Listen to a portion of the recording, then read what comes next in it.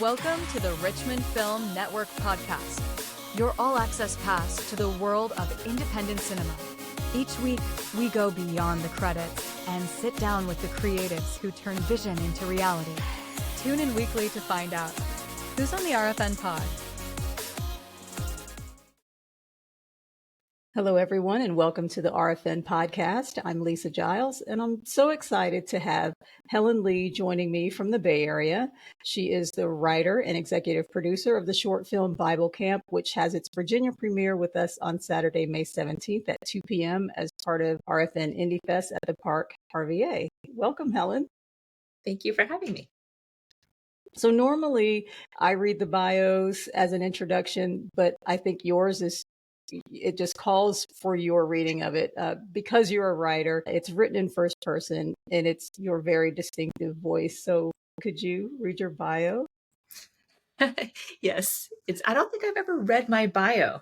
I've written it, but I will try my best. I am a Korean American writer, producer, and a diehard New Yorker. I started my career in TV, working as an assistant editor at a boutique post house in New York, working on low rent infomercials to episodes of ABC's 2020, to savage MTV music specials. I worked on the MTV Family Values Tour, Woodstock 99. I untangled from the patch bays and blackout shades to work in digital media and branded content, spending more than half of my career at Google. I've led talented creative teams to 2021 Cannes Lion Silver Lion with Google and a 2017 Creative Arts Emmy with HBO. I earned my BFA in film and TV from NYU Tisch School of the Arts. I learned how to cut film on a Steenbeck, and a master's from NYU's Gallatin School of Individualized Study, throwing around words like heuristics. The degrees, though, are not at all remarkable. The journey might be, though. I'm the daughter of a nail salon worker and a cobbler.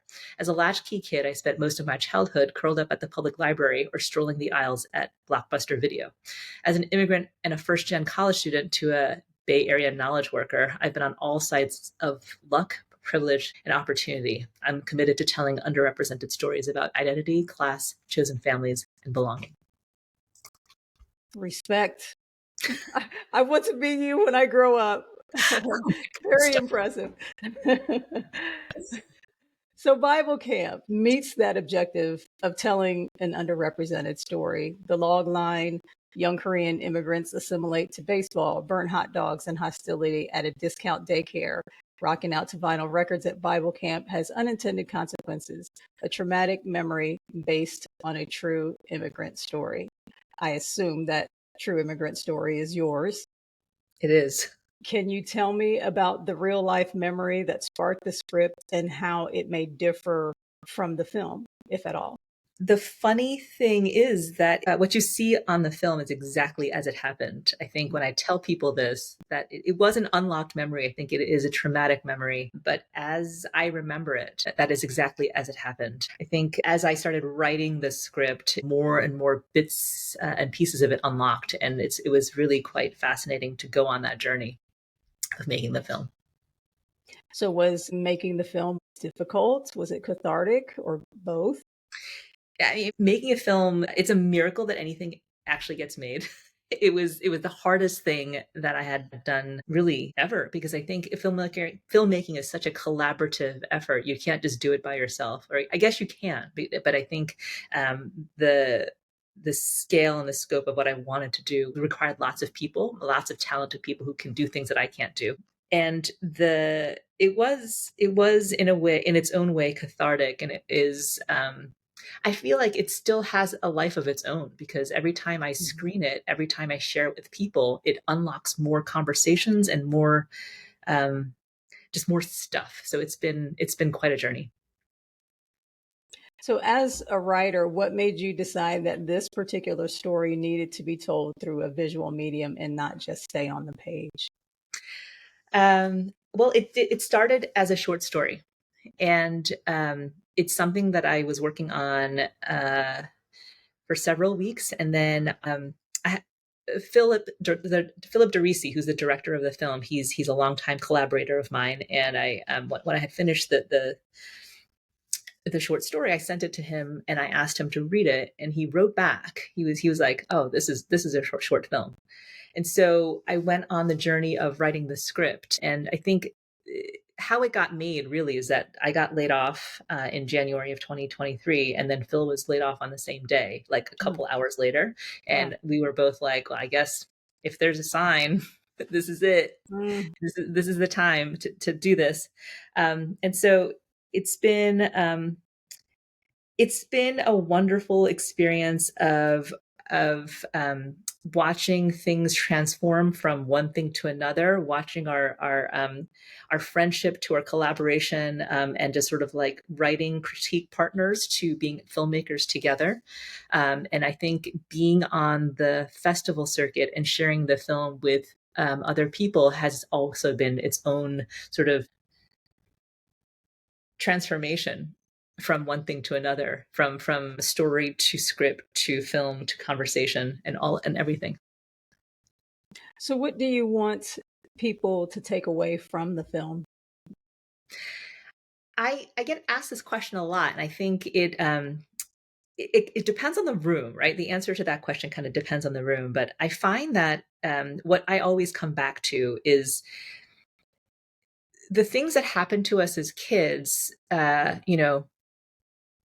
We process them at that moment, but then it takes on a life of its own as I think memories sort of evolve over time. So you asked me at the beginning of the conversation about how much of a memory, how accurate is it, how much of it is true, how much of it is false. And I think the thing about memories is that it evolves over time. And I start to question myself, like, did that actually happen? Could that Mm. have happened? Like, is that exactly as it has happened? I mean, without giving away the film, right? Like the things that it's a very visceral thing that had happened. And I think what I want people to take away is that children are highly impressionable. And, Mhm. I think for a long time, I thought about that experience as just like this funny thing that happened or this crazy thing that happened. But as now a mother and as someone who is very committed to raising my children, I think about, what would what would I think if something like that happened to my kids? How would they process it? How would they talk about it? Would they tell me? And so I think it's very much about how children process events and trauma. You've known your director for over 30 years. What is that like working with someone who knows you so well? We've worked on smaller projects, little video vignettes and things. We've shared a lot of writing together, but we haven't made anything of this size, scale, and scope. So I've known Philip for 30 some odd years. And I think it's funny because I hadn't been on a set with him we had 35, 37 people on set. And I had never seen him as a director in that way. And so to see him work with children, to see him directing his heads of department, to see him, um, just take charge on set was just absolutely astonishing because I'd never known him in that capacity. Um, one of the reasons why he was the right director for this particular film is that he comes from Poughkeepsie and he knows that sense of place. And so, like, where the film takes place in the Hudson Valley or Harlem Valley, I guess. And he grew up there, and a sense of place is very prevalent in what you see in the Mhm. film. And so it was. I think we could have gone on a tech scout, and we could have gotten there by going on some drives and driving through some places. But I think it's so deep rooted, his sense of place and his sort of connection to that region, and what it was like growing up during that time. So it was a very special collaboration. You had mentioned having 30, you said 38 people on set, mostly BIPOC and immigrant creative teams. What was the impact of having that makeup of your crew? How did that impact the final product? When we started the journey of making the film, we really wanted to cast as many. And cast is a funny word. We wanted to work with as many BIPOC collaborators. That was very intentional. So the first person that we found was Sybil Ramunda Santiago, who is Filipino, and she I think she read the script and she vibed with the story and had she brought her own immigrant experience to to the set, really. And that carried over into each of the casting sessions for the actors. We took a really long time to cast the right actors because everything was very specific.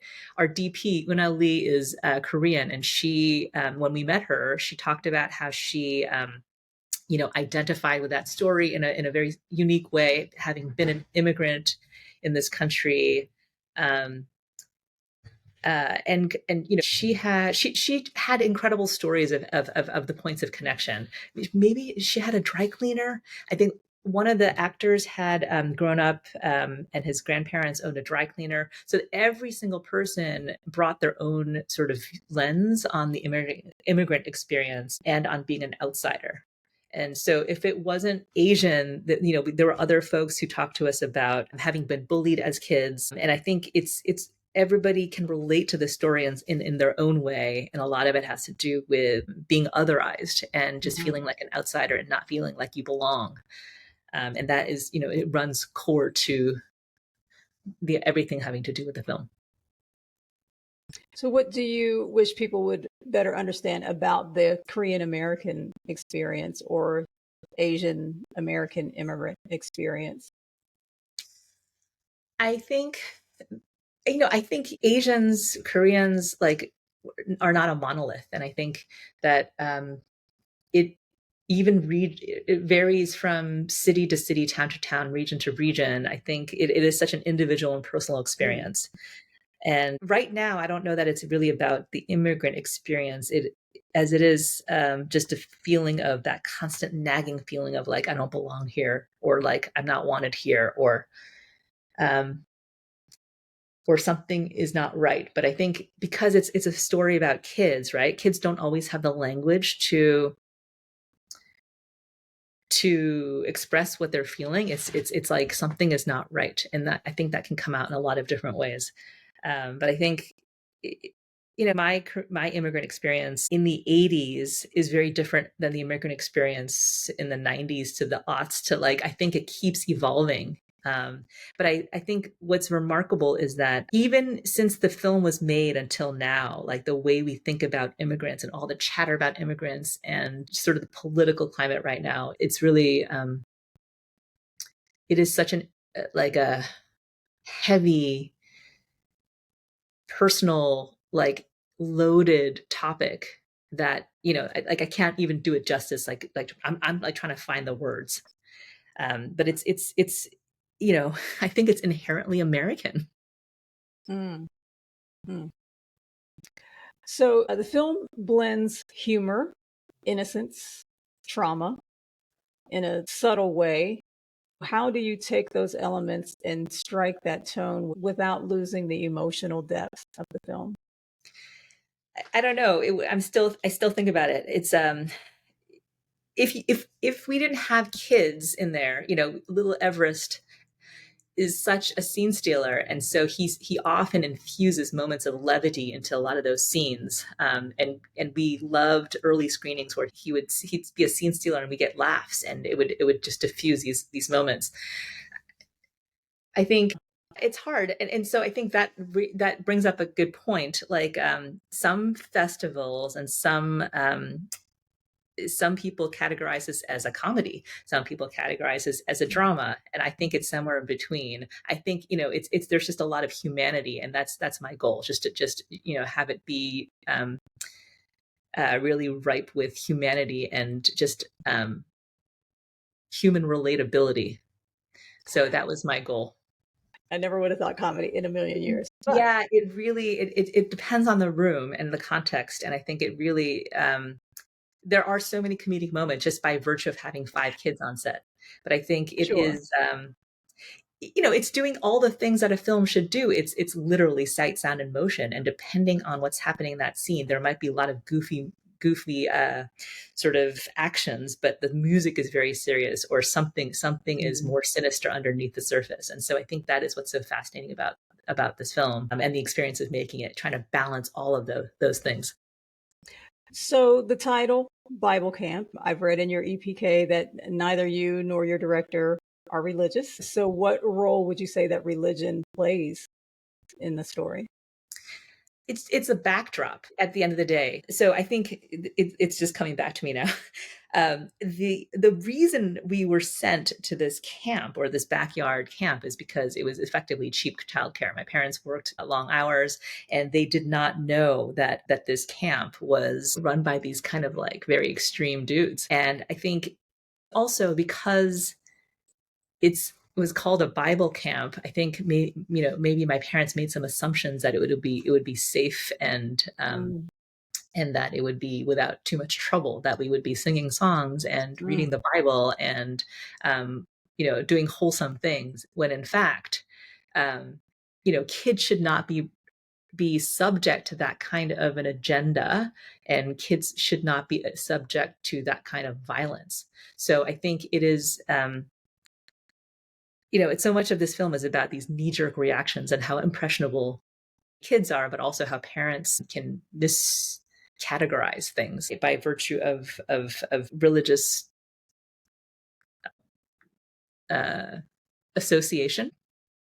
And it goes the other way too. We really struggled with the name because I called it Bible camp for a long time because that's what it was and that's where it takes place. And it's a very provocative name because I think it evokes a lot of things. And I'm always shocked at how many times when I am screening the film, people will come up to me and they'll tell me these stories about how they went to VBS or Vacation Bible School or how they went to Bible camp, and everybody has a story. It's very relatable. But it's things are not what they seem. And we also really struggled at one point about like, should we keep the name as Bible camp? I had gotten some advice that, we were risking having the film be miscategorized as a faith-based film, and it couldn't be further from a faith-based film. And so it was always a risk, but it is a very memorable name, if nothing else. So what advice would you give to writers trying to mine their personal histories without re-traumatizing themselves? I think there's no avoiding the re-traumatizing. I think that I think the re-traumatizing is part of the healing. And I think that the writing, well, I can only speak for myself, right? Writing is a way for me to process. Writing is a way for me to understand things. Writing is how I make sense of the world. And I think writing the story was, it's a pathway to getting it made into a film. Like I was trying to make sense of a memory. I wrote it down. I shared it with people. And then like how it became a film is I think really interesting. And now I get to share it with Richmond. And so I think everybody, if everybody has a story and everybody's wrestling with something and everybody has memories that feel incomplete or that might trigger interesting emotions. And I think it's always worth mining. It's always worth going on that journey to see where it takes you, because you just never know. I could not have known that this very weird, wayward memory was going to take me on a journey to make a film. I had no idea. Do you have other memories that you're ready to explore for the screen? So many. So yes, I'm knee deep in writing the pilot for the story. Bible camp was always one chapter of a larger story. So I'm in the process. I'm just completing the Stowe lab and writing the pilot. So it starts before they arrive in the States. This family arrives in the States, and kind of we track what happens to these kids and some of the things that happen over time. And every week has been filled with mining traumatic memories, and it's quite heavy, but it has to be done. The work has to be done. Okay, we're going to switch gears a little bit and go a little bit lighter. Yeah. And call this the lightning round. Okay. Question 1, books or Blockbuster? I mean, do you mean Blockbuster video blockbuster. Or Netflix. I guess it's Netflix these days. I mean, it depends on the mood. Sometimes you want to get lost in a book. Sometimes you want to get lost on something really visual. It depends on the mood. Question 2. Who would play you in the movie of your life? Oh, I don't know. Sua Madison, who played me at the beginning of Bible camp, she plays like the 17-year-old version. I think she's a remarkable actress with a lot of depth, and I think she'd be amazing. She has the grace of a ballerina that I don't have, but I think, we can all dream. Question 3. What's the most New York thing about you? I am always in a rush, and I am super direct. So sometimes I'm in a rush and direct at the same time. And I think it's been fascinating moving to the Bay Area and having people react to my abruptness and my rushness, because it's California is it's a different speed. Well, Helen, this has been terrific. Thank you so much for joining us. How can those interested in following your journey keep up with you? We have an Instagram for the film, so it's Bible Camp Short Film, and that's where you can track where we've been, where we're going, what's happening with the film, and I think that's probably the best way. Helen, we will see you Saturday. I can't wait to meet you in person. I can't wait to share the film in Richmond. Thanks so much. Thank you. Bye-bye. That's a wrap for this episode of the Richmond Film Network podcast. Thanks to our guest and to you, our listeners, for tuning in. Don't forget to subscribe, comment, and share. Tune in next week to see who's on the RFN pod. Until then, keep the cameras rolling.